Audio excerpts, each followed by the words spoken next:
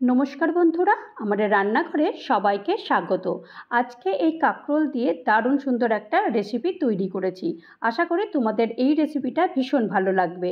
আর ভালো লাগলে অবশ্যই দেখার পর একটা লাইক করো। তো চলো দেরি না করে কিভাবে বানিয়েছি সেটা দেখে নিই। প্রথমেই আমি এখানে 5 পিস বা এই 250 মতো আমি এখানে কাঁকরোল নিয়ে নিয়েছি।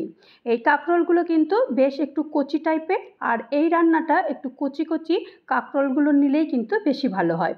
তো কাঁকরোলের দুদিকটা আমি কেটে নিয়েছি, কেটে নিয়ে তারপরে এই একটা কাঁকরোল নিয়েছি, নিয়ে এটাকে একটা পিলারের সাহায্যে এই এটাকে ছাড়িয়ে নেব।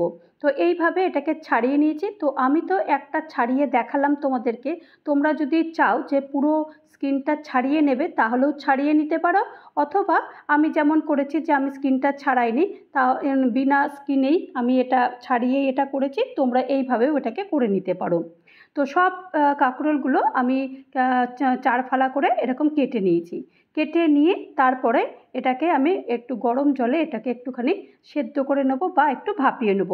তার জন্য আগে থেকেই গ্যাসে কড়াই বসিয়ে দিয়ে জল গরম করতে দিয়ে দিয়েছিলাম। আর এই জলের মধ্যেই এখন এই কাঁকরোলগুলো সব দিয়ে দেবো। দিয়ে দেওয়ার পরে তারপরে ঢাকনা বন্ধ করে দেবো। বেশিক্ষণ করব না, মোটামুটি এই 5 মিনিটের জন্য ঢাকনা বন্ধ করে দেবো।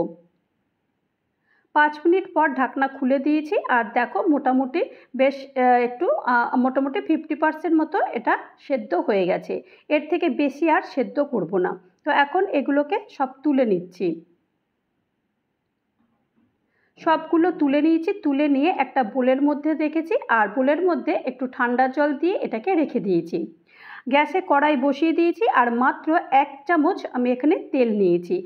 এই রান্নাটা খুব কম তেলে রান্না হয়ে যায়, আর খেতে কিন্তু দুর্দান্ত হয়। আর 1 চামচ আমি এখানে পোস্ত দিয়েছি, হাফ চামচ কালো জিরে দিয়েছি, আর একটা শুকনো লঙ্কা ফোড়ন দিয়েছি। এখন একটু 30 সেকেন্ড মতো এই পোস্তটা একটুখানি হালকা ভেজে নেব।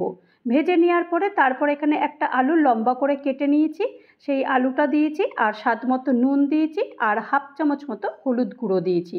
এগুলো সব দেওয়ার পরে আলুগুলোকে একটু ভালো করে ভেজে নেব। এই একটু যখন লাল লাল মতো হয়ে যাবে তখন এই যে কাঁকরোলগুলো, সেই কাঁকরোলগুলো এগুলো সব দিয়ে দেবো।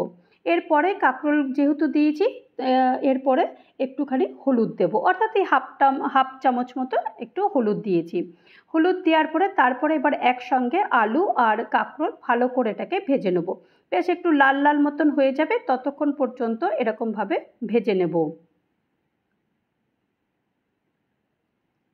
তো দেখো এরকমভাবে তো বেশ হালকা হালকা করে এগুলোকে ভেজে নিয়েছি।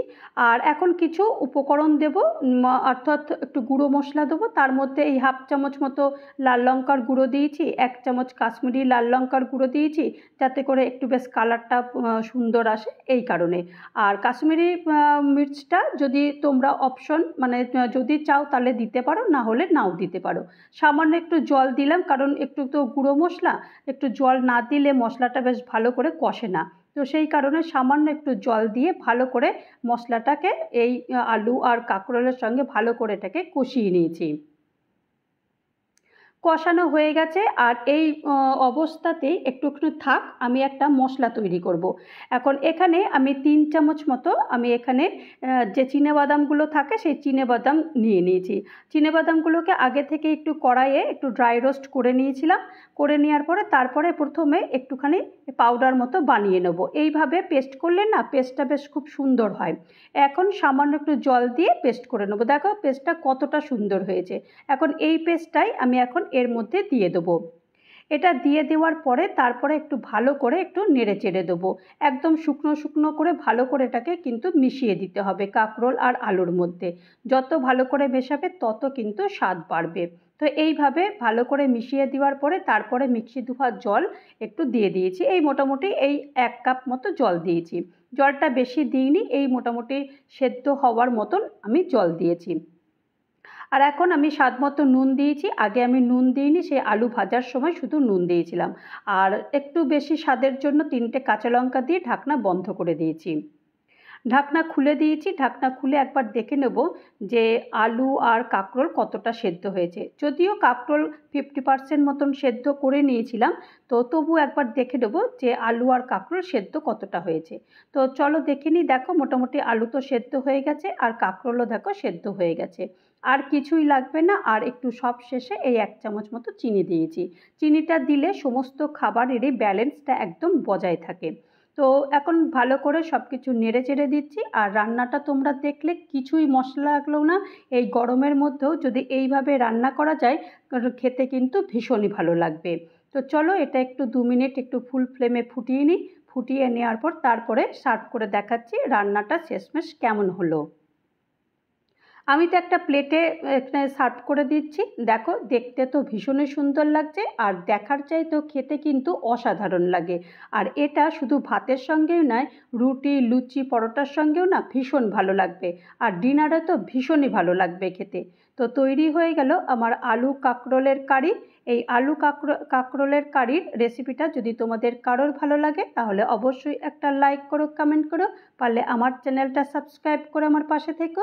আর যারা নতুন বন্ধু হয়ে আমার চ্যানেলে ভিজিট করেছো তাদেরকে অজস্র ধন্যবাদ। আর যারা এখনও পর্যন্ত আমার চ্যানেলে সাবস্ক্রাইব করোনি তাদেরকে অনুরোধ করব চ্যানেলটা সাবস্ক্রাইব করতে। ভালো থেকো। নমস্কার।